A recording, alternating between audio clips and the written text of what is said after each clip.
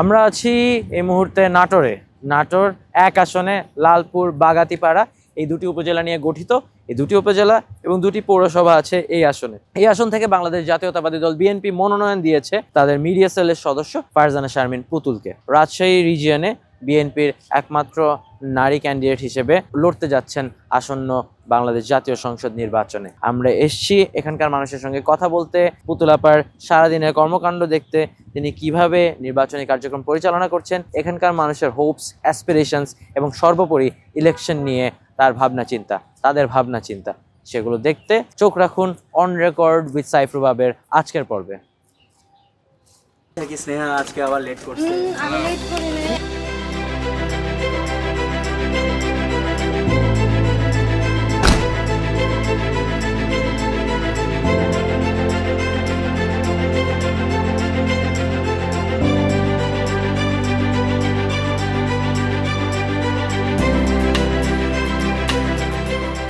তো আমরা ঢাকা থেকে যাচ্ছিলাম নাটোর 1 আসনে লালপুর বাগাতিপাড়া। নাটোর 1 আসনে যাওয়ার পথে আমাদের আসলে ঢাকা থেকে এসে বনপাড়া থেকে তো বাম দিকে যাওয়ার কথা ছিল, কিন্তু আমরা ডান দিকে চলে এসেছি ভুল করে, সবাই ঘুমেছিলাম। আমরা এখন যাচ্ছি লালপুরের দিকে। লালপুর বাগাতিপাড়া মূলত গ্রামীণ জনপদ। আমরা সেখানেই গিয়ে আপনাদেরকে দেখানোর চেষ্টা করব, আমাদের অন্যান্য এপিসোডের মতো মিশে যাওয়ার চেষ্টা করব সেখানে মানুষের সাথে।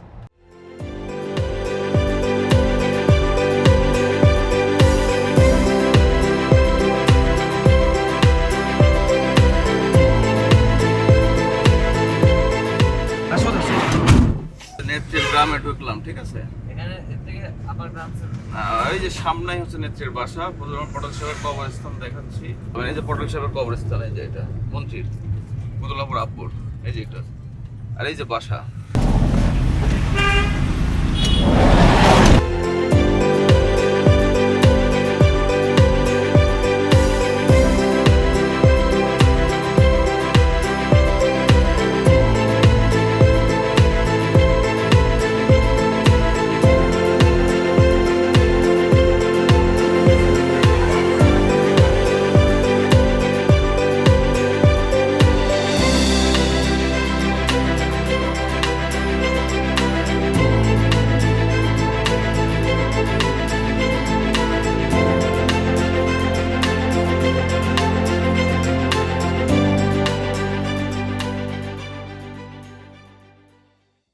হবে, দায়িত্বশীল হতে হয়।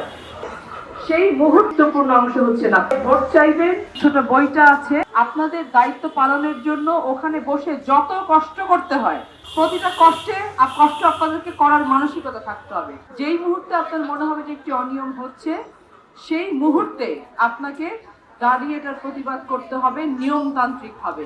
আমরা এসেছি নাটোর 1 আসনে লালপুর বাগাতিপাড়া মিলে দুটি পৌরসভা এবং দুটি উপজেলা মিলে এই আসনে বাংলাদেশ জাতীয়তাবাদী দল মনোনয়ন দিয়েছে ফারজানা শারমিন পুতুলকে। পুরো রাজশাহী রিজিয়নে বাংলাদেশ জাতীয়তাবাদী দল থেকে একমাত্র মহিলা মনোনীত প্রার্থী তিনি এখান থেকে নির্বাচনে প্রতিদ্বন্দ্বিতা করছেন।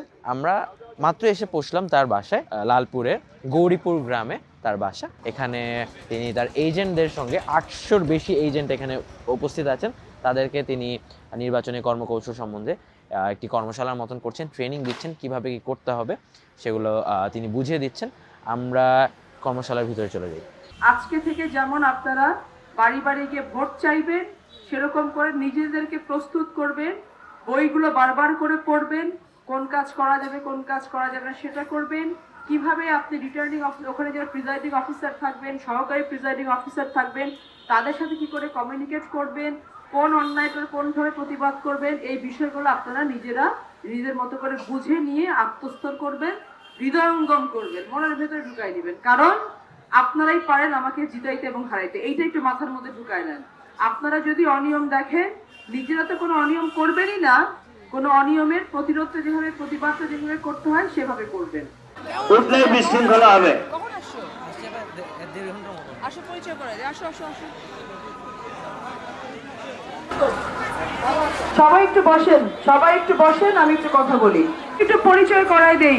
ঢাকা থেকে আমাদের এখানে আজকে অত্যন্ত গুরুত্বপূর্ণ কয়েকজন ব্যক্তি এসেছেন।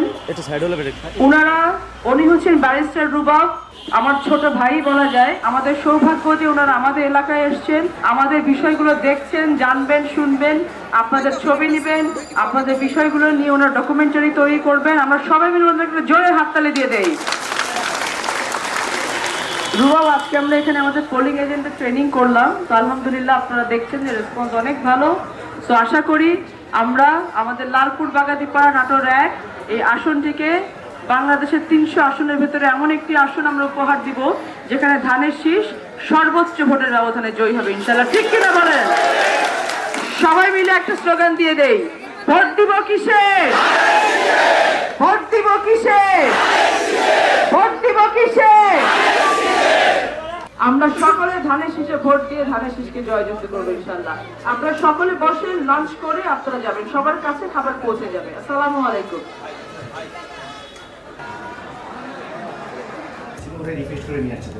সাবিত আছে, তুমি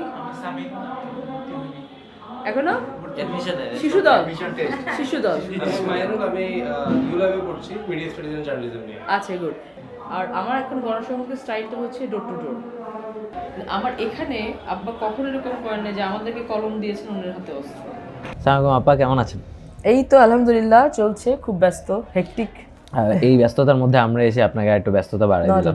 ভালো লাগলো তোমরা তো এসে দেখছো জিনিসগুলো। আগে একবার প্ল্যান করেছিলাম আবার ডিসেম্বরে, তখন তো আসলে পরিস্থিতি ভিন্ন ছিল। চেয়ারম্যান সাহেবও তখনও দেশে আসেননি, ম্যাডাম খালেদা জিয়া তিনিও বেঁচে ছিলেন। তো সব কিছু তো আপনাদেরকে আসলে মোটা দাগে আপনার নির্বাচনী প্রচারণা এইসবের উপরে ইম্প্যাক্ট করেছে কিছুটা, পজিটিভলি বা নেগেটিভলি তো অবশ্যই না কোনো দিক থেকেই, কিন্তু কিছু মন্থর হয়তো হয়েছিল শোকের সময়টাতে। কেমন আমাদের যেটা হয়েছে যে একটা খুব খালি খালি ভাব তো কয়েকদিন গেছে যে ম্যাডাম নেই, এই ফিলিংটা অনেক বড় আমাদের একটা ভ্যাকিউম তৈরি করেছিল। তো আমরা সে সময় মানুষের কাছে গেছি এবং তার জানাজাটা তো আমরা সবাই বিশ্ব দেখেছি। তো ঢাকাতে যারা যেতে পারেননি তাদের কাছে আমরা তো আসলে আমাদের কর্মসূচি ছিল 7 দিনের, সেই অনুযায়ী তো আমরা প্রতিটা ইউনিয়নের প্রোগ্রাম করলাম। তো গিয়ে দেখেছি যে আসলে মানুষ তাকে কতটা ভালোবাসেন। রাত হয়ে যাচ্ছে, মানুষ বসে আছেন দোয়া করার জন্য। ভালো লাগাটা তো অবশ্যই বেশি ছিল, বাট ওই ভ্যাকুমটা তো যাবে না। ওনার না থাকাটা জুড়ে যে আছেন, উনি সব জায়গাতেই আছেন, তারপরে উনি থাকলে যে ভার একটা থাকে মাথার উপরে বটগাছের মতো, ওটা আসলে তো সারা জীবনই এখন মিস করবো আমরা। এর আগে আসলে এই রিজিয়নে আসা হয়েছিল একবার, রাজশাহী বিশ্ববিদ্যালয়ে পরীক্ষা দিতে এসেছিলাম, ভর্তি পরীক্ষা দিতে 2015 সালের নভেম্বর মাসে, অনেক আগে। এই রাজশাহী রিজিয়নে আর কোথাওই আমার আসা হয়নি তেমন ভাবে। আজকে আসলাম নাটোরে। আমরা আপনার পুরো আসনটি ঘুরে দেখব, আমরা কথা বলার চেষ্টা করবো সাধারণ মানুষের হয়তোবা কিছু প্রবলেম যেগুলো আপনি হয়তো জানেন অলরেডি, যেহেতু আপনি অনেক বছর ধরে এখানে কাজ করছেন। আমরা আরও চেষ্টা করব যে সাধারণ মানুষের সঙ্গে কথা বলে তাদের যে প্রবলেমস আছে সেগুলো শোনার, তারপরে আপনাকে সেটা নিয়ে আলাদা করে জিজ্ঞেস করবো যে এই প্রবলেমগুলো আপনি জানেন কিনা এবং এগুলো অ্যাড্রেস করার ব্যাপারে আপনার নিজের কোনো প্ল্যানস আছে কিনা। এর বাইরে আমরা যখন এসেছি তখন দেখছিলাম বাইরে বেশ বড় একটা কর্মশালার মতন আপনি করছেন, সেটা সম্বন্ধে কি আপনাদের কিছু বলবেন আমাদের? বেসিক্যালি এটা আজকে আমরা তো part by part polling agent ট্রেনিংগুলো চলছে, এটা আমাদের ওটার একটা পার্ট ছিল আজকে সকালে। তো ওটা কর্মশালায় চলছিল। ইউজুয়ালি এরকম গ্যাদারিং প্রতিদিনই এখন থাকে, যেহেতু নির্বাচনের বাতাসটা এখন জোরে সোরে। 22 তারিখ থেকে আমরা ফর্মালি অফিসিয়ালি আমাদের প্রচারণা শুরু করেছি। সো গ্যাদারিংটা থাকছে সবসময়। আর ইটস ভেরি গুড যে তোমরা ঘুরবে, দেখবে, দেখার পরে প্রবলেমসগুলো আমাদেরকে বললে যদি আমরা সেখানে এখনও রিচ না করা হয়ে থাকে, এটা আমার জন্য পজিটিভ হবে বলে আমি মনে করছি। বাট সোফার আমি তো বেশ কিছুদিন ধরে এলাকাতে হয়তো নির্বাচনী প্রচারণা চালাতে পারিনি, বাট আমি তো মুভ করেছি এলাকা ভিত্তিক। তো মোরলেস এখানেই দিতে মেয়ে, আমি সমস্যাগুলো আমি জানি, বুঝি, সমাধানের মাথার মধ্যে প্ল্যানিং আছে, কিন্তু আমাদের তো ডিপ্লয় করার কোনো ইনস্ট্রুমেন্ট ছিল না এখন পর্যন্ত, মেকানিজম ছিল না। তো আল্লাহ করে ওই জায়গায় যদি পৌঁছাতে পারি, সমস্যা এবং সমাধানের মাঝখানে ছোট্ট একটা পথ আছে বলে খালি আমি মনে করি, এর বাইরে তেমন কিছু নেই। আপনি যেমনটা বলছিলেন এখানকারই মেয়ে নিয়ে, আপনার মনে হয় যে আপনার সোশ্যাল মিডিয়াতে আমি অনেককে বলতে দেখেছি যে মানে পুতুল আপার সমাবেশ, এবং রাত পর্যন্ত যে আপনি অনেক ক্ষেত্রে সমাবেশের মতন করেছেন, স্পেশালি নারী সমাবেশ। আমরা গভীর রাতেও নারী সমাবেশ দেখেছি যেখানে হাজার হাজার মহিলা উপস্থিত। এই কনফিডেন্সটা আসলে এখান থেকে আসে যে মানুষের ভালোবাসা আপনি পাচ্ছেন। ভেরি ট্রু যে আমার বাবার কিন্তু একটা করে যাওয়া পথ আছে, করে যাওয়া মাঠ আছে। তো এটা আমাদের জন্য খুব সহজ যে ওই মাঠেই যদি আমরা হাঁটি, ওই পথেই যদি হাঁটি, মানুষগুলো কিন্তু আমাদেরই হয়ে আছেন, তাহলে নিজের করে নেওয়া। আর আমার 2-3টা বেনিফিট যেটা আছে তার মধ্যে একটা হচ্ছে যে আমি একজন মহিলা, এই মহিলা হওয়ার সত্ত্বেও মহিলাদের অনেক বেশি আমি কানেক্টেড হতে পারছি, তারা কানেক্ট করছেন আমাকে। আর আমার নামটার একটা বেনিফিট, যে পুতুল নামটা নিয়ে এটা এতটা আগ্রহ বাচ্চাদের, যখন করে এরিয়ায় আমি যাই, যখন তার বাবা মারা বলে যে পুতুল আসবেন এখানে, তখন যেটা হয় কি বাচ্চারা হবে খেলনা পুতুল বা সামথিং লাইক দ্যাট, ওদের ইন্টারেস্টটা এত বেশি, পুতুল দেখবো রব উঠে যায় একটা। তো আমি যখনই যেখানে যাই দেখি সেখানে যেমন পুরুষ আছেন, মহিলা আছেন, বাচ্চাদের ঢল থাকে সেখানে। তো দেখার পরে একবার হঠাৎ করে একটু তারা থেমে যায়, যে ভাবে যে খেলনা পুতুল তো না, এটা মানুষের পুতুল। তো আমি ওদের সাথে কথা বলে ইন্টারাকশন করি, আমি ট্রাই করি ওদেরকে আপনি করে বলার, তারা এটাতে খুবই সম্মানিত বোধ করেন, কারণ বাচ্চাদেরকে তো আপনি করে কেউ বলে না। আমি যখন সালাম দিই বলি আপনি কেমন আছেন, তারা খুব খুশি আমাকে উত্তর দেয় জি আমি খুব ভালো আছি। তো মহিলাদের বিষয়ে যেটা হয়েছে যে আপনারা জানেন যে আমাদের রাজশাহী বিভাগে পড়তে কিন্তু আমি একজন নারী যিনি নির্বাচনে সরাসরি পার্টিসিপেট করছি। তো এটা আরও বেশি হলে আরও ভালো হতো। মহিলাদেরকে আমরা খুব আন্ডারমাইন করি এখনও। আমাদের এই দেশে যে সোশ্যাল যে একটা কালচার আছে, একটা টাবু থাকে সব জায়গাটাতে, এই টাবুটা আসলে ভাঙাটা খুব জরুরি, কারণ আসলে তো দেশের অর্ধেক নারী অর্ধেক পুরুষ। তো আমরা যদি এদেরকে পিছিয়ে রাখি তাহলে কিন্তু দেশ তো আলটিমেটলি এগুচ্ছে না, এগোবেও না। আমি তাদেরকে এই কনফিডেন্সটা দিচ্ছি বহু বছর ধরেই, যে you are one of the parts, the biggest part of the country. So আপনারা যদি মননে, চিন্তায়, আপনাদের প্র্যাকটিসে, কাজে, কর্মে যদি আপনারা প্রগ্রেসিভ না হন তাহলে দেশ আগাবে না। তো এটা গ্রামের মানুষের ভাষাতেই বোঝাই। যেমন সব থেকে মজা যেটা হয় যে আমি যখন কনভারসেশনে যাই, আমি ফ্যামিলি কার্ড নিয়ে যখন কথা বলি, আমি তখন ফার্স্ট তাদের ইমপ্রেশনটা দিই যে এটা আপনাকে সম্মানিত করা। যেমন আমরা যখন কোয়েশ্চেন করি কোনো আমার ভাইকে বা চাচাকে যে ভাবি কি করেন বা চাচিমা কি করেন, বলে ঘরে থাকে কিছু করে না। তো এই যে তাদেরকে বলে যে ঘরে থাকে কিছু করে না, এটা তো একসাথে যায় না। ঘরে উনি থেকে দুদিন না থাকলে বোঝা যায় যে উনি কি করেন। সো এটা যদি সকাল থেকে রাত পর্যন্ত কাউকে, এটা আমরা যেটা ঢাকাতে যেটা করি যে আমরা একজন কিন্তু গৃহকর্মী রাখি, যে বেতন তাকে দিতে হয়, এটা যদি প্রত্যেকটা ফ্যামিলিকে দিতে হতো তাহলে কিন্তু অর্ধেক চলে যেত এটাতে। তখন আমি তাদের সাথে গল্প গুজবের ছলে এটা করে বলি যে ধরেন যে আপনি সকাল থেকে রাত পর্যন্ত কাজ করছেন, কয়টা চাচা এসে আপনাকে রাতে ধন্যবাদ দেয়? তো সব একসাথে না, কেউ দেয় না। চাচাদেরকেও জিজ্ঞেস করি, সিনিয়রদের মুরব্বী বা ভাইরা যারা আছে মুখ টিপে হাসে যে না বিটি দেই না, বিটি বলে আদর করে তারা আমাকে, গ্রামের মানুষরা। তা আমি বলি যে তারেক রহমান কিন্তু আপনাদেরকে ধন্যবাদ দেওয়ার ব্যবস্থাটা করেছে, আপনাদের জন্য অ্যাপ্রিসিয়েশন। যে এই যে যারা বলছে ঘরে থেকে কিছু করি না, this is not true, this is not correct. আপনারা ঘরে থাকছেন, আপনারা 4 দেয়ালের একটা জায়গাকে আপনারা ঘর বানাচ্ছেন, আপনার সন্তানটা আপনার জন্য মানুষ হচ্ছে। সকাল থেকে রাত পর্যন্ত যে অক্লান্ত পরিশ্রম আপনারা করেন একটা 4 দেয়ালকে ঘর বানানোর জন্য, এটার অ্যাপ্রিসিয়েশন ফার্স্ট হচ্ছে আপনাকে সম্মানিত করা, যে এটা আপনাকে দেয়। দ্বিতীয়ত হচ্ছে অনেকে থাকেন কর্মক্ষম থাকে না মহিলারা, অনেক সময় ছেলেও দেখে না, মেয়েও দেখে না, হাজব্যান্ড থাকে না, তাহলে তাদের জন্য মাসিক একটা যে বরাদ্দটা ফ্যামিলি কার্ডের মাধ্যমে, তো এই বরাদ্দটা দিলে তো আপনি 2000, 3000, 4000 যেটাই থাকুক না কেন, এটা সম্পূর্ণ আপনার। আর ফ্যামিলি কার্ড আপনার হাতে আছে, আপনি যখন ইনকামটা করছেন তখন যদি সম্মানে আলটিমেটলি সম্মানটা সংসারে বেড়ে যায়। তো ওনারা খুবই এই জিনিসটাকে অ্যাপ্রিসিয়েট করেন যে এটা তো ঠিক, যদি হয় এটা, যদি আমি পাই একটা ফ্যামিলি কার্ড যেটার মাধ্যমে আমাকে সম্মানিত করা হচ্ছে, এটা তো অনেক বড় পাওয়া।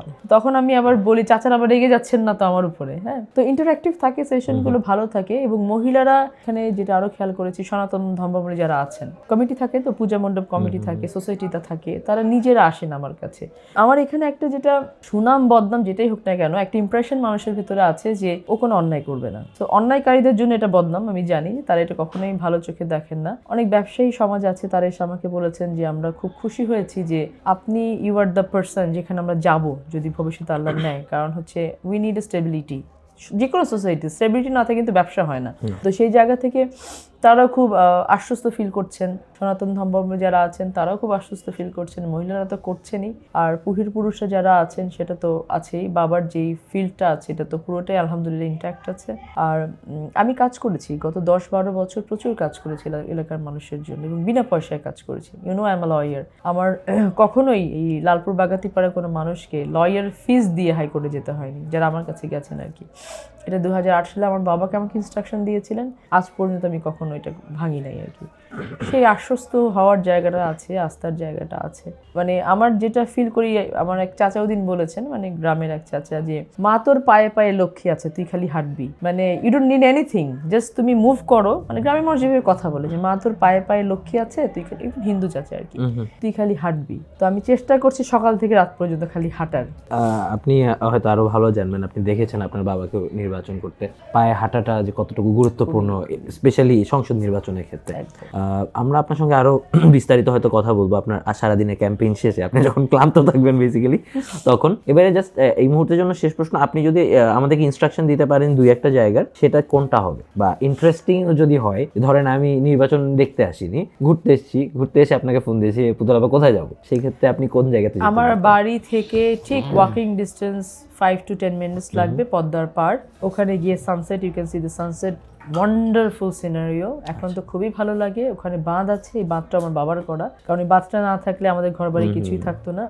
ওখানে তোমরা বিকালে বসে চা খেতে পারবে, সবই আছে। ওটাকে আমরা ভবিষ্যতে খুব ভালো একটা টুরিস্ট প্লেস করার আমাদের আইডিয়াও আছে। এখানে কাছে এটা আছে, যদি দূরে কোথাও আরেকটু দূরে যেতে হয়, আমাদের এখানে সুগার মিল এরিয়া আছে, গোপালপুর সুগার মিল যেটা, হ্যাঁ ওখানে যেতে পারবে। এখানে স্টেডিয়াম আছে একটা, যেটা সেটা আব্বার করা, করেছিলেন, হ্যাঁ আব্বার করা স্টেডিয়ামটা করে, এটা ফাংশনাল করার সুযোগটুকু তার হয়নি। তারপর তিনি মারা গেলেন, গভর্নমেন্টও চলে গেল, টেনিওরটা শেষ হয়ে গেল, যেহেতু ফাংশনাল করতে পারিনি। ওটা ওই পর্যায়ে আছে, আমি এগিয়ে নিয়ে যাবো ইনশাল্লাহ, আল্লাহ যদি চায়। সেখানে গিয়ে দেখতে পারেন, স্টেডিয়ামটা ভালো। ওখানে মাঝখানে খেলাধুলা হয়, বাট অতটা ডেভেলপড এখনো হয়নি। ফায়ার সার্ভিস আছে এখানে একটা। আবার একটা ইন্টারেস্টিং জিনিস শুনছিলাম যখন আমরা আসি, যে এখানে যে এয়ারপোর্টটা আছে, যেটা বলে ঈশ্বরদী এয়ারপোর্ট, এটা ভৌগোলিকভাবে আপনার আসনে পড়েছে, কিন্তু দাপ্তরিকভাবে এটা হচ্ছে পাবনার অংশ বা ঈশ্বরদীর অংশ। এটা কিরকম আসলে? এটা শুধু এরকম না, এখানে এরকমও আছে যে আবার আপনার ইউনিয়নটার নাম হচ্ছে ঈশ্বরদী, 2 নম্বর ঈশ্বরদী ইউনিয়ন। হ্যাঁ, এটা আমার 10টা ইউনিয়নের মধ্যে এটা একটা ইউনিয়ন। আমার গরিপুর গ্রাম, এটা 2 নম্বর ঈশ্বরদী ইউনিয়নের মধ্যে পড়েছে। আর ওটা হচ্ছে ঈশ্বরদী হচ্ছে আরেকটা জেলার মধ্যে পড়ে গেছে, পাবনা জেলার মধ্যে পড়েছে। আমার এরকমও আছে যে ধরো 20টা বাড়ি আমার ভোটার, মাঝখানে 30টা বাড়ি পাবনার ভোটার, তারপরে আবার 20টা বাড়ি আমার ভোটার, এরকমও আছে। ঠিক আছে, আমরা এগুলো দেখার চেষ্টা করবো, বের করার চেষ্টা করবো, আপনার সঙ্গে পরে আবারও কথা বলবো। অবশ্যই। Thank you very much.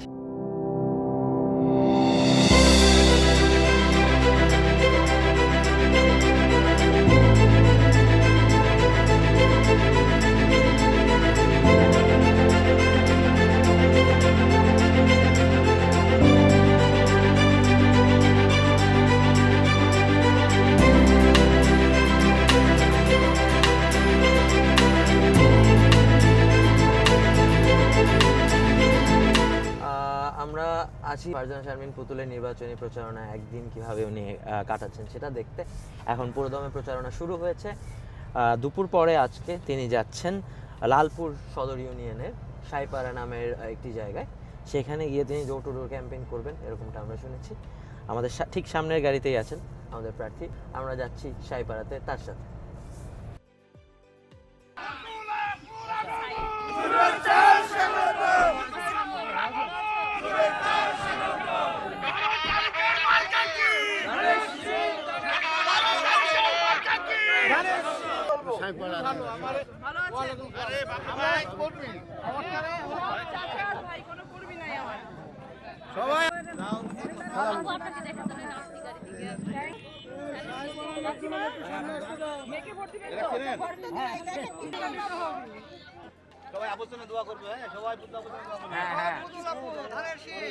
আপনি কি করে জানলেন যে আমি আসবো?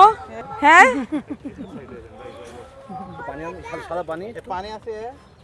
আপনি আমার জন্য দোয়া করবেন মা। আমার বাবার মুখে শুনতাম যে বাবা যখন হাঁটতেন এরকম মায়েরা দুধের গ্লাস নিয়ে দাঁড়িয়ে থাকতেন। এটা যে আল্লাহ আমার নিছবি রেখে রাখছে এটা আমি বুঝি নাই। অনেক খুশি হলাম মা।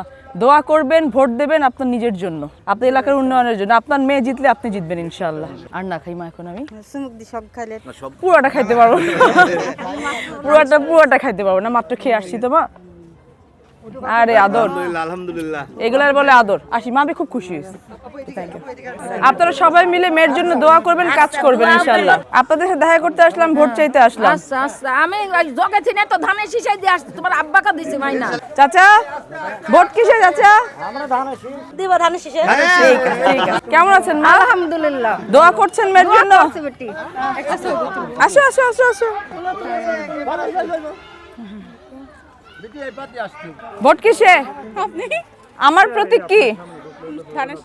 আমার নাম পুতুল। নাম শুনছেন? আপনাদের পটলের মেয়ে, আপনাদের মেয়ে।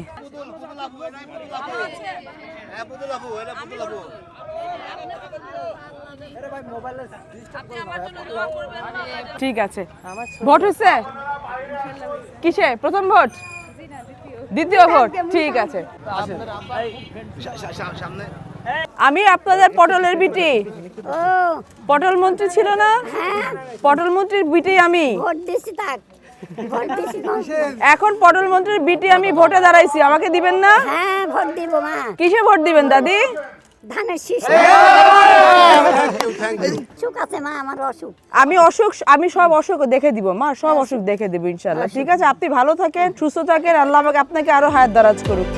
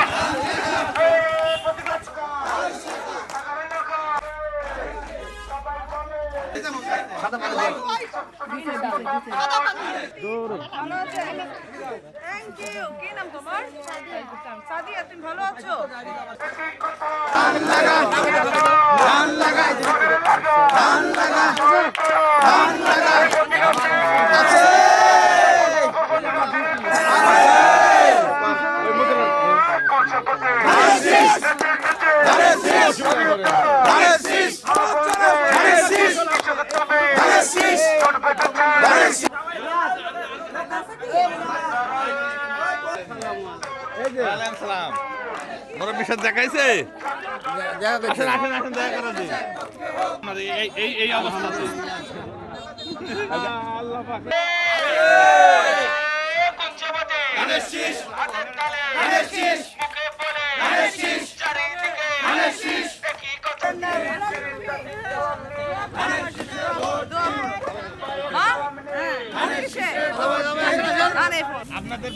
আপনার পুতুল, ওদের পুতুল না।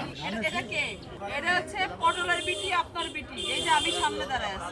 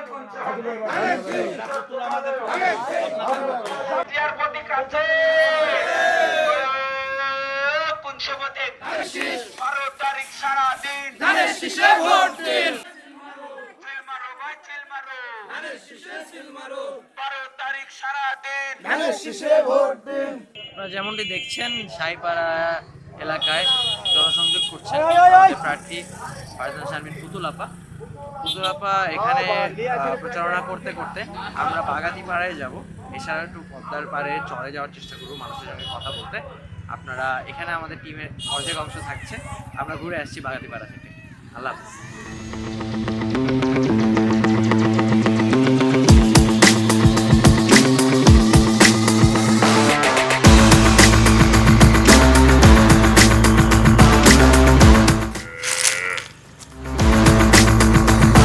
আমরা কি বলবো, ভালোভাবে যদি দেশ গঠন করতে পারি সেই রকমই একটা এমপির দরকার। আমার তো খুব কষ্ট করে আমরা গরু মোষ পুষি, সরকারি যদি কোনো সাহায্য পাই আমরা তাতে আমার আরো ভালো সুযোগ সুবিধা পাই আমরা।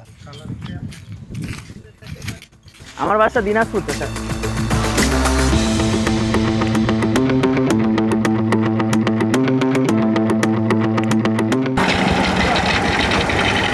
এখনো মনোস্তব করিনি বাপ। আমার চাপা এই যে আমার দেশের রাস্তাঘাটগুলো ভালো হলে এটাই আমার বড় ভালো। ধানের ভাত খাই, ধানের শীষে ভোট দিব। আমরা পুতুলে তুলবা, হিসাব শেষ। আমাদের রাস্তার দরকার ভাই, বেশি কিছু না। এখন ইলেকশন নিয়ে ইলেকশনটা সুষ্ঠুভাবে করতে হবে, যাতে কোনো বিশৃঙ্খলা না হয়, দলের নাম খারাপ না হয়, এমন কোনো কিছু করা যাবে না। রাজনৈতিকভাবে বিভিন্ন গ্রুপিং আছে, এগুলো সমঝোতা করে ঠিকঠাকভাবে করে সবাই একভাবে মানে যে প্রতিহিংসা যেগুলো আছে ওগুলা যাতে ঠিক করা, এটা একটা দরকার। কত টাকা লাগবে তুই এত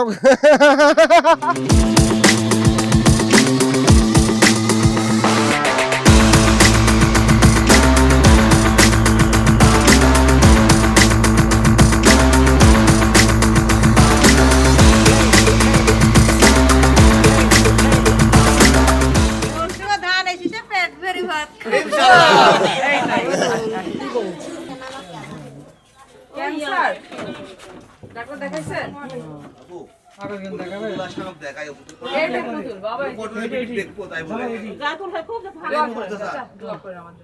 মেয়েকে পছন্দ হয়নি? মনে তো হলো পছন্দ হয়নি। বলে তোমাকে ভোট দিব, তারপর যেমন এলাকায় দাঁড়াইলাম। ভালো আছেন? ভালো আছেন? আমার নাম প্রথম, ধানেশীর ভোট চাইতে আসছি। কালকে রাত থেকে প্রচারণা শুরু হয়েছে, নির্বাচনী প্রচারণা। তো আপনাদের কেমন লাগতেছে? ভালো লাগছে। আগের বারের নির্বাচন থেকে কি এবার প্রচারণায় কোনো পার্থক্য দেখতেছেন? এবার 17 বছর পরে এইবারকার নির্বাচন ভালো লাগছে, বিগত নির্বাচন ভালো হয়নি। আচ্ছা, আপনাদের এলাকায় সমস্যাগুলো কি আছে? সমান আমার এই যেখানে প্রাইমারি স্কুল আছে, এই রাস্তা আমার ফিল্ডটা ভরাটকে দিতে হবে, ম্যাডাম বলি। আচ্ছা, আমার এই দাবি। ঈদগাহ মাঠ আর এই সাঁইপাড়ার হচ্ছে কবরস্থানের রাস্তাটা, গরুস্থানের, এটা পিচ ঢালাইকে দিতে হবে। আসসালামু আলাইকুম আপা, কেমন আছেন? ওয়ালাইকুম সালাম, আলহামদুলিল্লাহ ভালো আছি। আচ্ছা, এই যে 17 বছর পর নির্বাচন, আজকে থেকে তো আমরা দেখতেছি নির্বাচনী প্রচারণা শুরু হয়ে গেছে। কেমন লাগতেছে নির্বাচনী প্রচারণা? ভালো লাগছে, আনন্দ লাগছে, খুব আনন্দ লাগছে। আপনি ভোট দিতে যাবেন? হ্যাঁ, অবশ্যই যাবো না? আমরা দেশের নাগরিক, আমরা তো যাবোই ভোট দিতে। গরিব দুঃখী যারা আছে ধরেন, তার একটু পাশে দাঁড়াতে হবে বা তার একটু হেল্প করতে হবে। হয়তো বা যারা টিউবওয়েল নাই তারে হয়তো একটু দেয়া, গরিব মানুষের একটু দিতে হবে টিউবওয়েল, এইগুলা। রাস্তাঘাট গুলো আমারে করে দিতে হবে, এই তো আমার চাওয়া পাওয়া।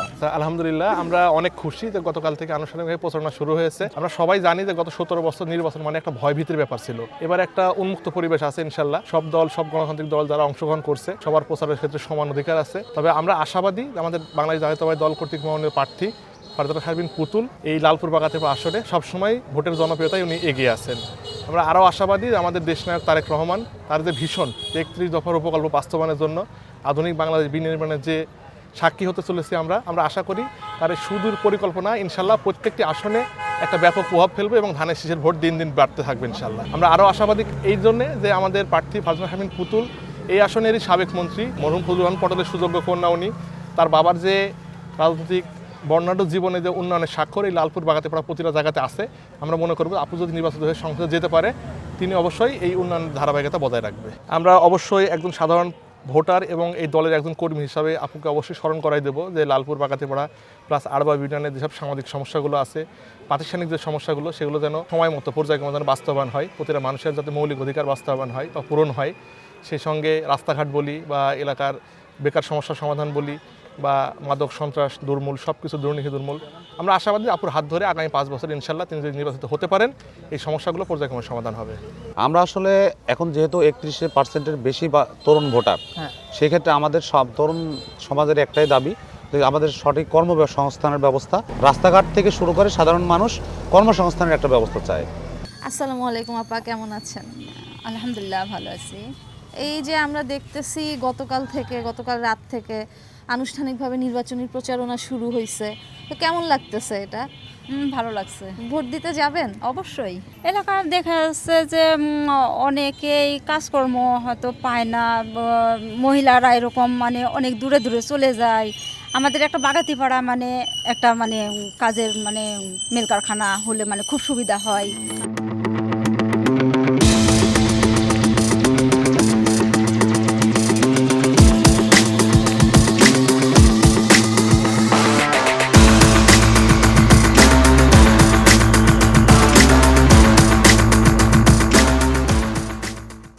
ভাইয়া সুস্থ নির্বাচন হলে আমরা ভালো লাগবে, ঠিক আছে, খুশি হব, আমরা শান্তি থাকতে পারি। আশা আমার দেশের উন্নত হলে আমার সুন্দরভাবে পরিবেশ চললেই হলি। আমরা আছি নাটোরে পদ্মার পাড়ে, গৌরীপুর গ্রামের পাশেই এই পদ্মার পাড়। এখানে এসে আমরা কথা বলার চেষ্টা করেছি এলাকার মানুষের সঙ্গে। মোটা দাগে মানুষের দুটি প্রবলেম আমরা দেখতে পেয়েছি। মানুষ কর্মসংস্থান চায়, কর্মসংস্থানের বাইরে মানুষের এলাকার রাস্তাঘাটের উন্নয়ন, এই দুটি ব্যাপারে আমরা পার্টিকুলার প্রশ্ন করব ফারজানা শারমিন পুতুল আপাকে। এর বাইরে আমরা এখানকার প্রধান এবং একমাত্র ফ্যাক্টরি নর্থ বেঙ্গল সুগার মিলসে গিয়েছিলাম। সেখানে এখানকার ইকোনমিক অ্যাক্টিভিটি দেখেছি। আমরা এখানকার কিছু মিল ওয়ার্কারদের সঙ্গে কথা বলেছি। আমাদের টিম কথা বলেছে কিছু কৃষকের সঙ্গে মাঠে গিয়ে, তাদের মতামত আমরা নিয়ে যাব এখানকার প্রার্থীর কাছে। এখন আমরা যাব এখানকার যে আরেকটি উপজেলা এই আসনের বাগাতিপাড়ায়। এখান থেকে বেশ কাছে, খুব বেশি সময় লাগবে বলে মনে হয় না। সন্ধ্যায় সেখানে সন্ধ্যার পরিবেশ, বাজারে ঘুরে মানুষের সঙ্গে কথা বলে তাদের কথাগুলো নেওয়ার চেষ্টা করব, শোনার চেষ্টা করব।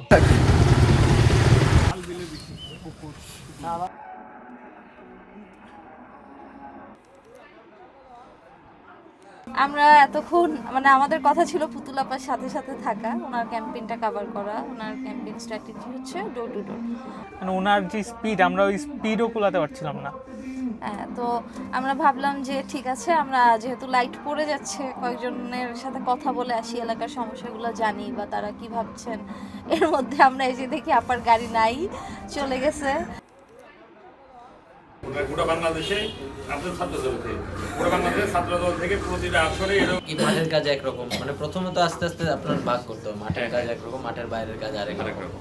সামনের দিনগুলো আমরা সবাই একসাথে চলতে পারি, বাংলাদেশ ভালোভাবে চলুক। আমার আশা প্রত্যাশাই হচ্ছে একটা, সর্বোপরি কথা হচ্ছে আমরা যে একটা নেত্রী পাইছি ভাই, এটা অনেক কপালের ব্যাপার, অনেক সৌভাগ্যের ব্যাপার যে উনি 5ই আগস্টের আগে থেকেই, ওনার বাবা এমনই ছিল। আমরা তখন অনেক ছোট, দেখছি যে উনি সবসময় ওনার ওই আপনার গ্যাঞ্জাম ফ্যাসাদ মারামারি এগুলো থেকে দূরে থাকতে বলতো সবাইকে। তো তুমি কার মাথায় বাড়ি দিবে, তুমি দেখতেছো পরে দেখবা যে ওইটি তোমার কোনো না কোনোভাবে আত্মীয়, কোনো না কোনোভাবে তোমার পাড়া প্রতিবেশী।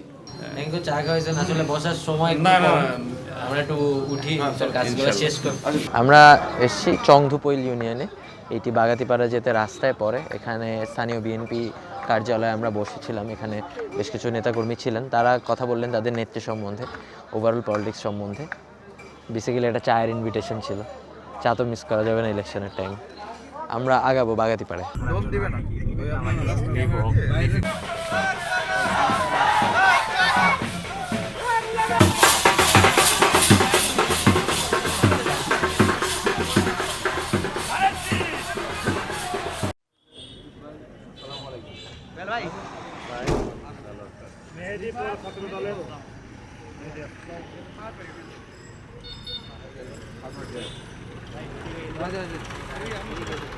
বড় ভাইয়ের ফ্যান মিট আপ হচ্ছে।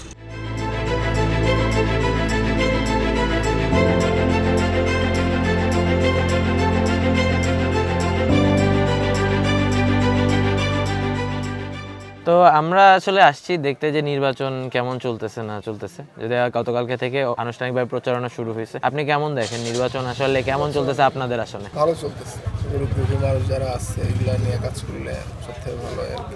আর এমনি শিক্ষা ব্যবস্থা কি অবস্থা? সবকিছুই আর কি। নির্বাচন কেমন দেখতেছেন? ভালোই দেখতেছি। উৎসব মুখর আছে? হ্যাঁ, আপনি তো যেহেতু একটু বয়স আছে, আপনি তো আগেও দেখছেন, 15 বছরের আগেও ইলেকশন দেখছেন, তো আপনার কি মনে হয় যে সব কেমন চলতেছে? আমার তো মনে হচ্ছে যে ভালোই সুষ্ঠু নির্বাচন হবে, বা এটাই আশাবাদী, বা ভোটারও অনেকেই উপস্থিত আশা দিতেছে যে সবাই যাব, ভোট দিতে দিব এবং শান্তশিষ্ট। আপনি যাবেন তো? হ্যাঁ, আমি তো যাবই। সমস্যা আমার এই যে তালতলা রাস্তাঘাট বাকি আছে, রাস্তার দরকার। তারপরে যে একটা কলেজ বাকি আছে, কলেজটার দরকার। যেরকম আমার ধরমপুর আগে ছিল জিয়া কলেজ, এখন নাম দিছে আবার ধরমপুর কলেজ, কলেজটার দরকার। এরকম অনেক কিছুই আছে। বাজারে যে ড্রেনটার দরকার, এই যে ড্রেনে যে ময়লা জমে থাকে, দুর্গন্ধ, অনেক সমস্যা দোকানদার গাড়ি। এগুলা বলছেন না যখন আসে? বলছি প্রার্থীগারে তো বলাই আছে, বলতেছি তো। প্রার্থীরা কি বলছে ঠিকঠাক করবে? হ্যাঁ, ঠিকঠাক করবে। আশা রাখেন ঠিক হবে? আশা তো সবাই দেয়, শুধু 10টা আশা দিলে 5টা তো করে। এটা ব্যবস্থাপনার জন্য আলাদা হাটের ম্যানেজমেন্ট নাই? না, ওইগুলো কোনো কেউ করে না, নিজস্ব হবে। যদি হাটের কাজ যদি আমরা নিজস্ব হবে করি, তখন তো আমার একটা ইয়ে থাকে। এখন ওই যে ধরেন ইউনিয়নও কাজ করতেছে না, এই জন্য মনে হয় কোনো কাজই নাই। প্রত্যেকটা সারি ঝাঁঝর হয়ে গেছে স্যার, মানে পানি পড়তেছে এবং সব পড়ে যাচ্ছে, মানে ঝাঁঝর হয়। ঠিক আছে, আমরা চেষ্টা করব আমাদের পক্ষ থেকে জানানোর চেষ্টা করা যায়। জানাইলাম, এখন এটা তো সরকারি হাট স্যার, এই জন্য জানানোর দরকার। এটা দয়ারামপুর মিতালি সংঘ, এর জন্ম 1975 সালে। এখানে ক্যারাম বোর্ড, দাবা খেলা এবং সঙ্গীত একটা বিদ্যালয় আছে এবং একটি নাট্য মঞ্চ আছে এবং নাটকের অভিনয় এখানে হয়। আমরা এখানে দলমত নির্বিশেষে, এখানে কোনো রাজনীতি হয় না, রাজনীতিমুক্ত একটি সংগঠন। দয়ারামপুর এলাকার একমাত্র চিত্ত বিনোদনের জায়গা এই মিতালি সংঘ। এখানে আমরা সকল ধর্ম, বর্ণ এবং রাজনীতির ঊর্ধ্বে এই অত্র এলাকার মানুষ সহ অবস্থানে বসবাস করি এবং সমাজ কল্যাণমূলক কাজের সঙ্গে আমরা যুক্ত হওয়ার চেষ্টা করি। ধন্যবাদ। আমি বাইরে থেকে দেখলাম যে একটা বাজারে দাবা খেলা হচ্ছে, দেখে আমার লাগলো। ধন্যবাদ ভাই আমাদের সাথে কথা বলে। আপনাদের সঙ্গে কথা বলে থ্যাংক ইউ। আমরা তো ধরেন যে বিএনপি ধানের শীষে ভোট দেবো। আমরা আশা ভরসা ধরেন যে এখন হওয়ার পর এখন জনগণের খেজমত করবি। আমি তো ধানের শীষে ভোট দেবো, আমি বিএনপি করি। কেমন আছেন ভাইয়া? আছি আলহামদুলিল্লাহ, আপনি কেমন আছেন? এই তো ভাইয়া ভালো আছি। আপনাদের এলাকায় ঘুরতে আসলাম আপনাদের এলাকার অবস্থা বোঝার জন্য। আপনি বুঝান আপনাদের এলাকায় সার্বিক নির্বাচনী অবস্থা কেমন আছে? আমাদের এলাকায় সার্বিক নির্বাচনী অবস্থা আলহামদুলিল্লাহ ভালো। আমাদের সাবেক মন্ত্রী মরহুম ফজলুর রহমান পটল সাহেবের মেয়ে বাংলাদেশ জাতীয়তাবাদী দল বিএনপির পক্ষ থেকে ধানের শীষে মনোনীত হয়েছে, ব্যারিস্টার ফারজানা শারমিন পুতুল। আলহামদুলিল্লাহ উনি বিপুল ভোটে বিজয়ী হবে। বিএনপি যদি আগামী দিনে রাষ্ট্রীয় ক্ষমতায় যায়, তিনি তার পিতার ন্যায় মন্ত্রী হবে ইনশাআল্লাহ। ধরেন যে আপনারা যে আশা করছেন যে মরহুম ফজলুর রহমান পটল সাহেবের মেয়ে পুতুল আপা জিতে আসবেন এবং ধরে নিলাম ইনশাআল্লাহ আপনাদের আশা অনুযায়ী তিনি যদি মন্ত্রীর দায়িত্বও পান বা যদি নাও পান, সেক্ষেত্রেও আপনি যেটা বলছেন যে উন্নয়নের ধারা অব্যাহত রাখবেন। আপনাদের কি বিশেষ কোনো বিষয় আছে যেগুলো ওনার খুব দ্রুত ধরেন উনি দায়িত্ব নেওয়ার পরে এগুলো নিয়ে প্রথমে কাজ শুরু করা উচিত? লালপুর বাগাতিপাড়াতে সবচেয়ে যেটা এখন গুরুত্বপূর্ণ দরকার সেটা হচ্ছে আমাদের একটা কর্মসংস্থানের ব্যবস্থা করতে হবে লালপুর বাগাতিপাড়াতে। আল্লাহ যদি চায় ইনশাআল্লাহ বিপুল ভোটে বিজয়ী হয়ে সে এমপি মন্ত্রী হবে এবং লালপুর বাগাতিপাড়াতে বেকার সমস্যা সমাধান করবে এবং রাস্তাঘাট সহ মাদকের যে সমস্যাগুলো সেগুলো সমাধান করবে ইনশাআল্লাহ। কি দেখেন নির্বাচনে কি অবস্থা? জি ভাইয়া, আমাদের এলাকায় এখন নির্বাচনী অবস্থা মোটামুটি সব দিক দিয়েই ভালো। আমাদের হচ্ছে এটা নাটোর আসন, এক আসন লালপুর বাগাতিপাড়া। এই জায়গায় আমাদের হচ্ছে ধানের শীষের মনোনয়ন পাশের ফজলুর রহমান পটলের মেয়ে ব্যারিস্টার ফারজানা শারমিন পুতুল আপু, তার পক্ষে দেশ তারেক রহমানের নির্দেশনায় ধানের শীষের মনোনয়ন তিনি পাইছেন। আমাদের এলাকায় উৎসবমুখর পরিবেশে এবার সবার ইচ্ছা যে ধানের শীষকে এবার জয়যুক্ত করবে। আপনারা আশাবাদী? জি। আপনারা কাজ করছেন? জি, গতকালকে থেকে তো অফিসিয়ালি প্রচারণা শুরু হলো। জি, সবাই একটা আশাবাদী যে তরুণ প্রজন্মের প্রথম ভোটটা ধানের শীষের পক্ষে দিবে, দেশ উন্নয়নে সাহায্য করবে, তারেক রহমানের হাত ধরবে, সেই নির্দেশনায় সবাই এবার ধানের শীষে। সেটা যদি হয় তারেক রহমান যা বলছেন, ওয়াদা করছেন মানুষকে, যেগুলো বোঝানোর চেষ্টা করেন, সেগুলোও তো আবার সাধারণ মানুষ পর্যন্ত পৌঁছাইতে হবে, সেই কাজটাকে আপনারা করছেন? জি, আমাদের যেমন নির্দেশনা তিনি বলছেন যে একটা বেকারত্বের যে সমস্যাটা আমাদের জেনারেশনে, তিনি বলছেন যে এটা মূলত দূর করবেন। আমরা আশাবাদী যে আমাদের এই পরিবেশে আসলে দেশ উন্নয়ন হলে আমাদের কোনো কর্মসংস্থান হোক, এটা আশাবাদী আমরা যে কোনো কিছু করি। সব দিক দিয়ে আপনি দেখা যাচ্ছে এগিয়ে আছে, মানে লোকজনও সাপোর্ট করতেছে, ঠিক আছে কি দেখতে পারতেছি, সমর্থকটাও বেশি, লোকজন মানে মন থেকে চাচ্ছে যে আমরা ইনার মতনই একটা এমপি চাই, এরকম একটা কিছু।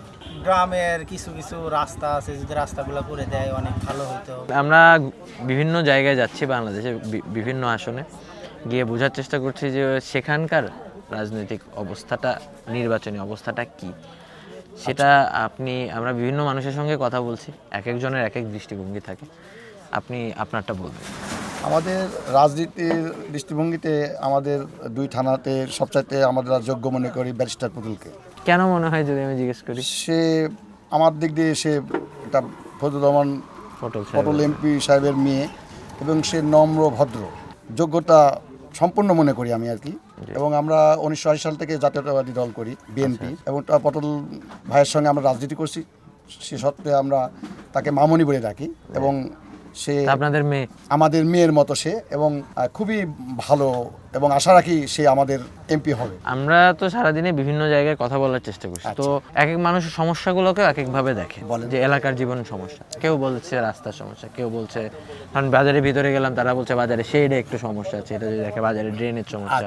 আবার কিছু জায়গায় বলেছে যে এখানে কর্মসংস্থানের একটা অভাব আছে। কোন কাজে সবার আগে হাত দেওয়া উচিত?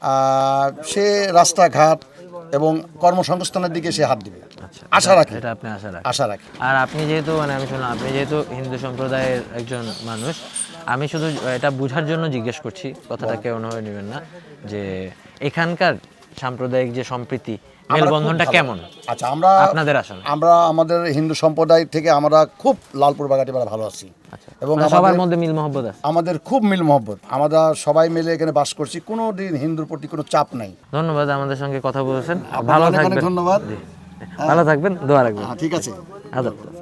পরিস্থিতি স্বাভাবিক, খুবই ভালো আছে, কোনো কোলাহল নাই, কোনো গ্যাঞ্জাম নাই, খুবই শিখতে ভালো। আমাদের যোগ্য প্রার্থী পুতুল খুবই ভালো। উনি জিতবেন মনে হয়? আমার তো তাই মনে হয়। আচ্ছা, রোডঘাটগুলা, তার রোডঘাটের এখানকার বেশি সমস্যা। আচ্ছা, কারণ অনেক মানুষই এই একটাই বলল, রোডঘাটের সমস্যা, বাজারের জায়গা পাশার কম। আচ্ছা, একটু এদিক সব কিছু দেখা, তাছাড়া এমনি সব তো ভালোই আছে, ভাই ভাই সব মিলমিশ করে থাকে।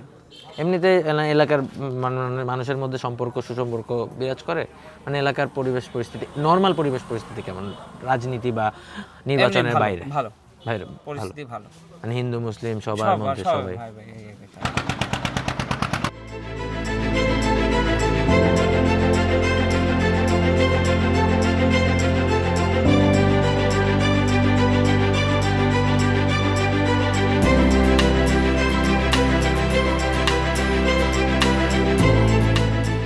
দিন পেরিয়ে সন্ধ্যা হলো, সন্ধ্যা থেকে নাটোরে তীব্র শীত। এই তীব্র শীতকে উপেক্ষা করে আমরা বাগাতিপাড়া উপজেলায় গিয়েছিলাম। সেখানে দয়ারামপুর বাজারে আমরা মানুষজনের সঙ্গে কথা বলেছি, মানুষের অনুভূতি জানার চেষ্টা করেছি, এবং মোটা দাগে যেটা দেখেছি সব দিকে একটি নাম, ফারজানা শারমিন পুতুল। ফারজানা শারমিন পুতুলের কাছে তাদের প্রত্যাশা অনেক, কিন্তু তারা প্রত্যাশার আগে 12 তারিখের নির্বাচনের ব্যাপারে সে ব্যাপারেও তারা বেশ কনফিডেন্ট মনে হয়েছে যে তারা ফারজানা শারমিন পুতুলকে জিতিয়ে নিয়ে আসতে পারবেন। মানুষের প্রবলেমের কথা শুনেছি, মোটা দাগে প্রবলেমগুলো কর্মসংস্থান কেন্দ্রিক, রাস্তাঘাট কেন্দ্রিক। এর বাইরে যেগুলো প্রবলেম আছে এগুলো খুবই লোকাল, এগুলো একটি গুড গভর্নেন্স থাকলেই আসলে সমাধান করা সম্ভব। এখন আমরা আবারও যাচ্ছি লালপুরের দিকে। ফারজানা শারমিন পুতুল তার যে ডোর টু ডোর ক্যাম্পেইন ছিল সেটি সম্পন্ন করেছেন, তিনি এখন তার বাসায় গিয়েছেন, সেখানে নেতাকর্মীরা আছেন, আমরা সেখানে যাব, নেতাকর্মীদের কথা শোনার চেষ্টা করব। এর মাঝখানে যদি সম্ভব হয় আমরা আরও কিছু মানুষের সঙ্গে কথা বলার চেষ্টা করব। তারপর আমরা আমাদের ফাইনাল ইন্টারভিউতে যাব ফারজানা শারমিন পুতুল আপার সঙ্গে। তাকে প্রবলেমগুলো নিয়ে আমরা সরাসরি প্রশ্ন করব, তার প্ল্যান্স জানতে চাইব নাটোর সম্বন্ধে, তার আসন লালপুর বাগাতিপাড়া সম্পর্কে। আমরা এসেছি আপার ইলেকশনের একদিনে ক্যাম্পেইন কভার করে, ওইটার উপরে আমরা একটা ডকুমেন্টারি করবে। সারাদিনই আজকে ছিল, সব জায়গায় ঘুরছে, ওরা আবার লক্ষ্মীপুরে গেছিল, এখন থেকে আবার রাজশাহী যাবে। এরা কোথায় গেছিলেন? লক্ষ্মীপুরে ভোলায় গিয়েছিলাম, যশোর, খুলনা, চট্টগ্রাম করেছি, ঢাকায় 2টা আসনে করেছি, আর পরে আরো 5টা আছে। এখন তো সময় অনেক কম, অনেকগুলি টিম আছে না আপনাদের, না? আলাদা আলাদা টাইপের কাজ আছে, ঠিক আছে, মা আসেন, বসো বাবা, তোমরা বসো। আর গত তো 2-3 বছর ধরে আমার তো প্রতি সপ্তাহে যাওয়া আসে এবারে। হ্যাঁ, তো ওরা থাকেই, আর চাচু আছে, চাচি আছে, সবাই এখন ঢাকাতে আলাদা আলাদা সেটেল, কিন্তু যাওয়া আসা আমরা করি।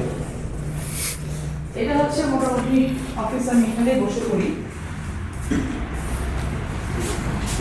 উপর নিচ তাকায় না, দেখো না কি অবস্থা। আপু সারাদিন কর্মব্যস্ততার পরে এখন রাত 11টা বাজে, আজকে কি তাড়াতাড়ি শেষ হচ্ছে মনে হচ্ছে? এখনো শেষ হয় নাই, আরো 2টো team there on the way. আমি বলেছিলাম যে আমার ফিরতে একটু লেট হবে, তো 10টার পরে যেন আসে। তো ওরা বেরিয়েছে 10:30টার দিকে, আস্তে আস্তে তো 11:30 বেজে যাবে। আপনি বলছিলেন কালকে 12 ঘন্টার প্রোগ্রাম। হ্যাঁ, কালকে মানে 12 ঘন্টা আপনি কি আমাদেরকে একটু শেয়ার করবেন? এটা বেসিক্যালি আমার কালকে আমি যে ইউনিয়নটাতে যাব সেটা হচ্ছে আমার আরেকটি উপজেলা, যেহেতু আমার এখানে 2টো উপজেলা, 2টো পৌরসভা, 4টা ইউনিট। বাগাতিপাড়া উপজেলার সেটার জামনগর ইউনিয়নটা আছে, এটি বেশ বড় ইউনিয়ন এবং এটা আমার একটা ভোট ব্যাংক। তো সেখানে আমি 21টি পয়েন্ট দিয়েছি, যে 21টি পয়েন্টে আমি মোটামুটি পথসভা অথবা উঠান বৈঠক করব এবং সেখানে মাঝে মাঝে রাস্তাতে যে গণসংযোগ যেটা করা হয়, আসলে এখন তো সময়টা খুব কম, সো একেবারে বাড়ি বাড়ি আমি ঢুকতে চাই, সেটা it's not possible for me right now. So আমরা যেটা করি উঠান বৈঠকটা, যে 20টা বাড়ি বা 30টা বাড়ি থেকে সবাই মিলে একটি জায়গায় বসে যখন কথাগুলো বলা যায়, তাহলে ওই 20-30টা বাড়ির মানুষের সাথে দেখা করা হয়। সো আমি এর আগে যেটা করেছি ওয়ার্ড ভিত্তিক উঠান বৈঠকটা করেছি, এখন যেটা করছি যে ওয়ার্ডে 4টা-5টা করে পয়েন্ট রাখছি। সো আমার একটা তো ইউনিয়নে 9টা করে ওয়ার্ড, সো 21টা স্পট কালকে আমার আছে জামাননগর ইউনিয়নে। সকাল 11টা থেকে শুরু হবে, ওরা শিডিউল দিয়েছে আমাকে রাত 9টা পর্যন্ত, বাট আমি যেটা ফিল করি সাধারণত আমার যেটা হয় 2 ঘন্টা আমার একটা থাকেই, এক্সট্রা লেগেই যায়, কারণ মাঝখানে খাওয়া দাওয়া থাকে, সবকিছু একটা গ্রেপ ব্যাগ অনেক কিছু হয়ে যেত, আনপ্ল্যান্ড হয়। আবার এমন হয় যে ধরো কোনো একটা জায়গা আছে যে আমার ওখানে নামার কথা না, কিন্তু মানুষজন করে কি গাড়ির সামনে হাত উঁচু করে দাঁড়িয়ে যায়, বিটি নামতে হবে, আমাদের ভাষায় যেটা বলে বিটি নামতে হবে। এই যদি না নামো তুমি, মানুষ তো মন খারাপ করে, কারণ তারা শুনে আগ্রহ নিয়ে দাঁড়িয়ে আছে। এই যে নামলাম, ওখানে 10টা মিনিট কথা বলতে গেলে তখন আবার কিন্তু সময়ের ল্যাপস হয়ে যায়। এই জন্য আমি ধরে নিয়েছি যে 11টা থেকে রাত 12টা পর্যন্ত হয়তো কালকে আমাকে কাজগুলো করতে হবে। আপনার কর্মীদের কাছ থেকে একটা কমপ্লেন পেয়েছি আপনার সম্বন্ধে, আপনি প্রচন্ড স্পিডে হাঁটেন, তাদের মাঝে মাঝে কষ্ট হয়ে যায়। আমরা বাগাতিপাড়ায় গিয়েছিলাম আজকে, সেখানে একটি বাজারে আমরা কথা বলছিলাম, তখন বলছিলাম যে আপার সাথে তো পারা যায় না, আপা যে স্পিডে হাঁটেন। তো আমি এটা বলছিলাম যে হ্যাঁ আসলে সবাই বলে কভার করা সম্ভব না। আর হাঁটাটা আসলে আমি তো, তোমরা জানো যে আমি সুপ্রিম কোর্টে কাজ করি, একটা কোর্টরুম থেকে আরেকটা কোর্টরুম অনেক সময়ের মধ্যে যেতে হলে, আর আমরা হাঁটতাম হচ্ছে মধু স্যারের সাথে। হ্যাঁ, তো উনার যে হাঁটার স্পিড দেখা যেত, ওইটা তাল মিলাতে গিয়ে আমার অভ্যাস হয়ে গেছে, এখন আমি চাইলেও আস্তে হাঁটতে পারি না, এটা দরকারও। আপা, আমরা বেশ কয়েকটা সমস্যা যেগুলো আমরা কথা বলে, আমি অবশ্যই হয়তো আপনি অবগত আছেন, না হলেও আমরা আপনাকে যে জিনিসগুলো আমরা পেয়েছি সেগুলো জানাতে চাই, একদম প্রায়োরিটি দিয়ে বলি। মানুষ চায় এলাকাতে আরও কর্মসংস্থানের সুযোগ সৃষ্টি হোক, আপনার এলাকার মানুষ সেটা চান। এবং দ্বিতীয় বিষয় হচ্ছে কানেক্টিভিটি, ব্রডার কানেক্টিভিটি যেটা আছে সেটা আছেই, এর বাইরে কোনো কানেক্টিভিটি গত 15-20 বছরে সৃষ্টি হয়। এই দুইটা বিষয়ে মানুষের একদম সুস্পষ্ট একটা চাহিদা আছে। কানেক্টিভিটিটা আচ্ছা না হয় কোনো একভাবে তো আসতেই থাকে প্রতি বছরই, এটা সিস্টেমেটিক্যালি কোনো বিশেষ অ্যালোকেশন যদি আপনাকে নাও দেওয়া হয় সরকারের পক্ষ থেকে, যদি আপনি সংসদ সদস্য হন, তাও কোনো না কোনোভাবে হয়ে যাবে। কিন্তু কর্মসংস্থানের বিষয়টা তো খুবই ফোকাস, আপনার কাছে অলরেডি এসছে, বা আপনি কি কোনো কিছু পার্টিকুলার চিন্তা করছেন এগুলো নিয়ে? এটা অলরেডি আমি কথা বলেছি যে বিষয়গুলো নিয়ে। কর্মসংস্থানটা আমি ইনিশিয়ালি 2টো সেক্টর আমাকে করতে হবে, যদি আমি ট্রু সেন্সে এই মানুষগুলোকে অ্যাকোমোডেট করতে চাই, ইনভলভ করতে চাই। 2টো জিনিস মাথায় রেখে করতে হবে, যেহেতু এটা একটি কৃষি অঞ্চল, এখানে নারী বেশি, আমাদের কিন্তু নারী ভোটার একটা হলেও বেশি আছে পুরুষ ভোটারের থেকে, সো একটি বিগ পোর্শন। আমার আইডিয়াটা হচ্ছে যে আমি নারীদেরকে সেই কর্মসংস্থানে ইনক্লুড করব। এখানে আমার কৃষির সাথে কুটির শিল্পের একটা বিশাল যোগসাজশ আছে। আমার এখানে যে প্রোডাক্টগুলো হয়, এই প্রোডাক্টগুলো যদি আমি আমাদের দেশীয় প্রোডাক্টকে মার্কেটিং করে বাইরে সেল করার একটা কাজ আমি করতে পারি, এটাতে আমি নারীকে, কুটির শিল্পকে, কৃষি সামগ্রীকে আমি কানেক্ট করতে পারবো। এটা একটা কর্মসংস্থান যেটা আমি নারীদের জন্য করতে পারি। দ্বিতীয় যেটা ইকোনমিক জোন যেটা বলে কি অর্থনৈতিক অঞ্চল, যেটা ইপিজেড একটা আমাদের আছে, সেটা হচ্ছে ঈশ্বরদীর দিকে। তো ওটা আছে একটা জায়গায়, ইপিজেড থাকলে আবার অর্থনৈতিক অঞ্চলটা তারা একটু করতে হয় আর একটা জায়গায় করতে, বাট আমার এই সাইডটাতে নেই, নাটোরের এই সাইডটাতে সেরকম কোনো কিছু নেই। আমরা শুনছিলাম চরের দিকে কিছু একটা প্ল্যান করা হয়েছিল। চরের বিষয়টা হয় কি, চরের দিকে একটা বোধহয় সোলারের প্যানেলের কিছু একটা প্রজেক্ট এসেছে, এটা হয়তো পাস হয়েছে, এখনো কাজ শুরু হয়েছে কিনা আমি জানি না। চরে আমার কর্মসংস্থান করতে গেলে এখানে বেশ কিছু লিগেল তোমার ব্যারিয়ার্স আছে, ডিফিকাল্টিস আছে। যেমন চরের জমিগুলো নিয়ে ওখানে কোনো কিছু কর্মসংস্থান যদি করতে যায়, তাহলে আগে আমাকে নিচ থেকে ক্লিন করতে হবে। জমি জমা সংক্রান্ত বিষয় আছে ওখানে, তোমার জমি মেপে কার কতটুকু জমি, এই বিষয়গুলো নিয়ে এখনো অনেক ধরনের লিগ্যাল কমপ্লিকেশনস আছে। সো ওখানে করতে যাওয়ার থেকে আমি যদি কোনো চট ছাড়া কোনো সমতলে করতে চাই, সেটা আমার জন্য একটা স্টেপ এগিয়ে থাকবে। সো কর্মসংস্থানটা আমি এরকমই করতে চাই যে এখানকার মানুষ কাজ করে এখানেই ফিরতে পারবে, তাতে করে ঢাকার উপরেও চাপ কমছে বা অন্যান্য জায়গার উপরে চাপ করছে। আর যখন একটি তুমি এরিয়াতে তোমার কোনো একটা কোম্পানি হচ্ছে, সেখানে কিন্তু ওই এরিয়াটা ডেভেলপড হয়ে যায়। সো ওই কাজটাই করে এখানে, যেমন আমাদের প্রাণ কোম্পানি আছে, আরও কয়েকটা কোম্পানি আছে যারা কাজ করছে, সেখানে কিন্তু কিছু কর্মসংস্থান হয়েছে, কিন্তু এটা খুবই কম মানুষ চায় সেখানে। আর এই যে 15-20 বছরের কথা যেটা বললাম, এখানে কর্মসংস্থান মানে এটা হচ্ছে জিরো একেবারে। এখানে ইউথ কিন্তু অনেকটাই ডিরেল হয়ে যায়। তোমার মাদকের যে বিষয়টা এখানে আছে, এখানে র্যাকেট চালানো হয়, এটা বিগত সময় চালানো হয়েছে এবং ইন্টেনশনালি চালানো হয়। যেহেতু কর্মসংস্থান নেই, ছেলেপেলে কি করবে? তো এটা একটা বড় পোর্শন আছে। আবার এমন পোর্শনও আছে, অনার্স পাস করা বা মাস্টার্স পাস করা ছেলেপেলে, তুমি গিয়ে দেখবা এই গোপালপুর রেলগেটে সব থেকে ভালো মিষ্টির দোকান যেটা, এটা যারা চালায় 4টা অনার্স পাস করা ছেলে। তারা কিন্তু এরকম ছেলেও আছে যে আমি শুধু যদি একটু পরিবেশ করে দিতে পারি, এই এলাকাটাকে ডেভেলপ করা, একটা 10 বছরে এটা অনেক উঁচুর দিকে উঠে যেতে পারবে। সো আমার খালি পরিবেশটা করে দিতে হবে। এবং আমাদের স্কুলের বাচ্চা কাচ্চাগুলো, আমার নামের একটা বেনিফিট আছে, পুতুল শোনার সাথে সাথে বলেছি হ্যাঁ, এই দেখা যায় স্কুলে, আমি যখন কোনো স্কুলের সামনে দিয়ে যাচ্ছি, সামহাও আমার গাড়িতে হয়তো স্টিকার থাকে, কিছু থাকে, ওরা চিনে, ওই মাঠ থেকে দৌড়ে রাস্তায় চলে আসে। তো ওদের সাথে যখন কথা বলি, হ্যান্ডশেক করি, তো তারা খুব আগ্রহ নিয়ে কথা বলে, ওরা ম্যানার্সগুলো জানে। তো এই বাচ্চাগুলো এখন তো ধরো ক্লাস 1 বা 2-তে পড়ে, কিন্তু যখনই তোমার 5th স্ট্যান্ডার্ড ক্রস করে যাবে, তারা এমন একটি পরিবেশে চলে যাবে যে পরিবেশটা ভালো নেই, বাবা মার হাত থেকেও ছুটে যায়, বন্ধু বান্ধবও কিন্তু খারাপ পর্যায়ে। ওই সময়ের যে বাচ্চাদেরকে ধরে রাখার জন্য না আছে খেলাধুলার ভালো সুযোগ, না আছে কোনো লাইব্রেরি, তারা নিজেদেরকে যে ডেভেলপ করবে এই জায়গাগুলো নেই। সো আমি ওই জায়গাগুলোতেও কাজ করতে চাই যে যারা বেড়ে উঠছে এরা যেন সম্পদ হয়। মানে একটা জেনারেশন আছি, ধরো আমার বাবার কাজ করেছেন, এরপরে পলিটিক্সে কিন্তু কোনো সেকেন্ড জেনারেশন নাই। তেমনি করে আবার যারা ডেভেলপড হয়েছেন, তাদের সেকেন্ড জেনারেশন কিন্তু এখানে থাকছে না, সবাই ঢাকামুখী হচ্ছে, অথবা মহানগরমুখী হচ্ছে, অথবা এমন কোনো সিটিমুখী হচ্ছে, দেশের বাইরে চলে যাচ্ছে, এখানে কিন্তু গিয়ে নেই। বাট আমার এখানকার মানুষরা ডেভেলপ করার জন্য হয়তো বিদেশ থেকে যেতে পারতাম। আই কেম হিয়ার বিকজ আমার যেটা মনে হচ্ছে এখন এটাই আমার কাজ। দেশ থেকে অনেক পেয়েছি আমি, I need to give something to my country right now, এটা আমার মোটো। সো ওই জায়গা থেকে আমি মনে করি যে কাজ করার তো প্রচুর জায়গা, তুমি যদি কাজ করতে চাও, বাট ওই যে বললাম, তোমার তো একটা স্ট্রাকচার দরকার, তোমার পলিসি দরকার, এবং পলিসি স্ট্রাকচার ডিপ্লয় করার জন্য তোমার সেরকম স্ট্রেংথ দরকার। ওই জায়গাটার জন্যই তো এখন লড়ছি, আল্লাহ চাইলে হয়ে যাবে ইনশাল্লাহ। তো আপনার কনফিডেন্সের জায়গা তো আপনার কাছ থেকে, আপনার কথাবার্তা বা আপনার প্ল্যানের কাছে আছে। এর বাইরে আপনার কর্মীদেরকে অনেকাংশেই আমি কনফিডেন্ট দেখেছি, যেটা আমরা বলছিলাম। ইভেন আমি বেশ কয়েকটা বাজারে যেখানে গেলাম, সেখানে তারা তো ইলেকশন নিয়ে অন্য কোনো কথা আসলে বলতে চায় না। আমি ইলেকশনের পরিস্থিতি কেমন জিজ্ঞেস করছি, তারা উত্তর দিচ্ছে যে হ্যাঁ আচ্ছা, আমাদের প্রার্থী আছে ফারজানা শারমিন পুতুল, সে তো পাস করবে। তখন আরও বুঝে যাচ্ছে সে পাস করবে, ঠিক আছে, তাহলে তার কাছে কী চান? এই সেকেন্ড কোয়েশ্চেন এই জায়গাতে আসতে হয়। তো কনফিডেন্সের কথা আপনি দুপুরবেলাও বলছেন, আসলে কোত্থেকে এসছে। তো ডেলিভার করার ক্ষেত্রে তাহলে আপনার উপর এক্সপেকটেশনও অনেক থাকবে, সেটা আপনার মাথায় থাকবে। আর এক্সপেকটেশনটা কি, যেটা মানে আমার বাবার তো একটা ফুট স্টেপ আছে, এবং তিনি যেটা করে গেছেন, করে দেখিয়ে গেছেন একদম। আমাদেরকে চেয়ারম্যান একদিন এই কথাটা বলেছিলেন, আমরা একটা মিডিয়া সেলে মিটিং করছিলাম, আমি ছিলাম, হেলাল ভাই ছিলেন।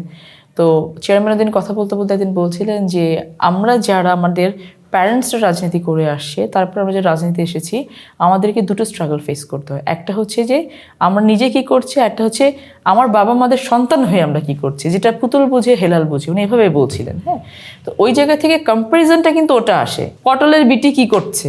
হ্যাঁ, যেমন যাই গিয়ে বলি যে মা আমাকে একটা ভোট দিয়েন, তোর বাপের মতো হোস, এই যে কথাগুলো, হ্যাঁ, এটা কিন্তু ভালো লাগারও যেমন একটা বিষয় আছে, এক্সট্রা রেসপন্সিবিলিটির বিষয় কিন্তু চলে আসে এখান থেকে। সো আমার কম্প্যারিজনটা যখন বাবার সাথে করে, তখন মনে হয় যে আরও কতটা নিজেকে আপগ্রেড করা যায়। তো I am trying my level best. এবং আমার আসলে এখন মনে হয় যে একটা সময় মনে হতো আমি রাজনীতি তো আমার করার কথা না, এখন মনে হয় যে আই বর্ন ফর পলিটিক্স, এটা আমার কেন যেন মনে হয়। ওই জিনিসটা যদি মাথায় থাকে, তাহলে হয়তো আপনার ফোকাসটাও আরও ক্লিয়ার থাকে। একদম গোল ওরিয়েন্টেড। একদম একদম একদম। আপা, খুব বেশি আর আপনাকে বিরক্ত করবো না, আজকে সারাদিনে আমরা অনেকবারই আপনাকে বিরক্ত করার চেষ্টা করেছি। না, আমার তো ভালো লাগলো কথা বলতে। আপনি আমাদেরকে সময় দিয়েছেন এই পুরো আপনার এই নির্বাচনী কর্মব্যস্ততার মধ্যে, স্পেশালি 22 তারিখের পরে যখন আপনার পুরো দমে প্রচারণা শুরু হয়ে গেছে। আপনাকে আমাদের পক্ষ থেকে অশেষ ধন্যবাদ জানাই এবং শুভকামনা জানাই। আরেকবার আসবো হোপফুলি আপনার ইলেকশন জিতার পর। ইনশাআল্লাহ তোমরাও এসছো কষ্ট করে ঢাকা থেকে ট্যুর করছো, বিভিন্ন জায়গায় যাচ্ছ, এটা আমাদেরকে হেল্প করবে, আমাদের ভয়েসটাকে মানুষ জানবে, শুনবে। সো আমরা অল টুগেদার আমরা একটা ভালো বাংলাদেশ চাই, যেটা আমাদের জন্য নিরাপদ। চেয়ারম্যান যেটা বলেছেন, মানবিক বাংলাদেশ এবং নিরাপদ Bangladesh. So we are trying our level best, that's all for the best. Allah জানে, ইনশাআল্লাহ সব ভালো হবে। Thank you so much. এটা হচ্ছে আব্বার কবর, আর এই যেটা শুরু যেটা ওটা হচ্ছে আব্বার কবর। এখানে চাচারা, আমার বাবার 5 ভাই ছিলেন, আল্লাহ 3 ভাইকে নিয়ে গেছেন, আর 2 ভাই আছেন জীবিত। এখানে আমরা সব একসাথে। আর মেজো চাচা ঢাকাতেই আছে, আর 4 নম্বর চাচা যিনি, উনি থাকেন বেসিক্যালি দিনাজপুরে। আমাদের একটা প্রজেক্ট আছে মাতাসাগর, দিনাজপুরে কখনো গেলে দেখবা। এটা প্রাইভেট প্রপার্টিটা ছিল বেসিক্যালি ম্যাডামের। ম্যাডামের আব্বার ইস্কান্দার দাদু ছিল, ওরা 80s পর ওটা আব্বা ওখানে কিনে নেন। তো ওখানে আর কি চাচু ওই মাতাসাগরটা, ওখানে 200 বিঘার উপরে পানি আছে। তো ওখানে চাচু ওখানেই থাকেন, কিন্তু এই আমাকে আব্বা মারা যাওয়ার পর থেকে যে কোনো রাজনৈতিক কর্মকাণ্ড উনি কোনো দিনই আমাকে একলা ছাড়েন না। হ্যাঁ, ইজ লাইক মাই শিল্ড, উনি থাকেন সবসময়। চাচা আছেন, বাকি 3 জন এখানে শুয়ে আছেন। আমাদের সবাই এখানেই শেষ ঠিকানা, এটা বলতে পারো। থ্যাংক ইউ আপা, থ্যাংক ইউ সো মাচ। তোমরা কষ্ট করলে অনেক। লাইট ধরেন সামনে দাদা মাথা ব্যথা কিছু দাও না।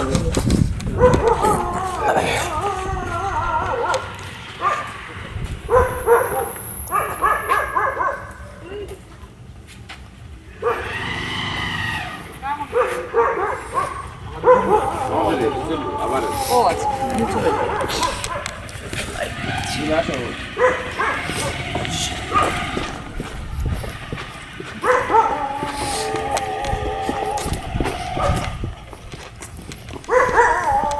আমাদের ইউনিয়ন পরিষদ একদম আপনাদের বাসার পাশে, একদম বাসার পাশে। এটা আমাদেরই দেয়া জমি, পিছিয়ে ঈদগাহ আছে, রাত তো দেখানো গেল না। এটা পাশে অ্যাডজাস্টেন্ট হচ্ছে ঈদগাহ, ঈদের নামাজ এখানেই হয় আমাদের। আর এখান থেকে বাড়ি থেকে পদ্মার পরে যেতে ওয়াকিং ডিস্টেন্স 10 মিনিটস।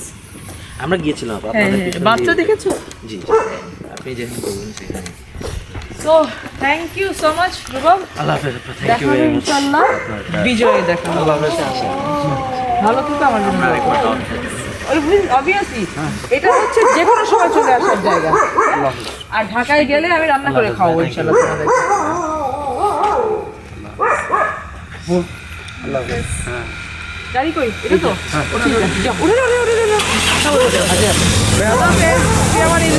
সাবধানে যাবে, কুয়াশা আছে পথে, রাস্তায় আস্তে গাড়ি চালাবে, ঠিক আছে? সাবধানে যাও।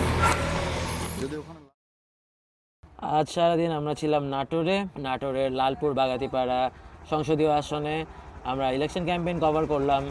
বাংলাদেশ জাতীয়তাবাদী দল মনোনীত প্রার্থী এখানকার ব্যারিস্টার ফারজানা শারমিন পুতুলের election campaign. Barrister Farzana Sharmin পুতুল শুধুমাত্র বিএনপি মনোনীত প্রার্থী নন, তিনি আমার ডিপার্টমেন্টের বড় বোন, সেই সাথে আমার টিমের ক্রুয়ের আরেকজনের ডিপার্টমেন্টের বড় বোন। তিনি আমাদেরকে আদর আপ্যায়ন করেছেন সারাদিন, তার সঙ্গে ক্যাম্পেইনে নিয়ে ঘুরেছেন। আমরা ঘুরেছি পুরো এলাকা, বাগাতিপাড়া গিয়েছি, লালপুরে বিভিন্ন বাজারে ঘুরেছি, মানুষের সমস্যা জানার চেষ্টা করেছি, সেগুলো নিয়ে তাকে প্রশ্ন করেছি। এগুলোর উত্তর আপনারা পেয়ে গেছেন আমাদের আজকের এপিসোডে। নাটোর থেকে আমরা আরেকটু উত্তরে চলে যাব, সেখানে গিয়ে ইলেকশন ক্যাম্পেইন কভার করব আরও 2 জন প্রার্থীর। সেই এপিসোডগুলোতে আমাদের সঙ্গে থাকুন। আজকে বিদায় নিচ্ছি নাটোর থেকে। আল্লাহ হাফেজ।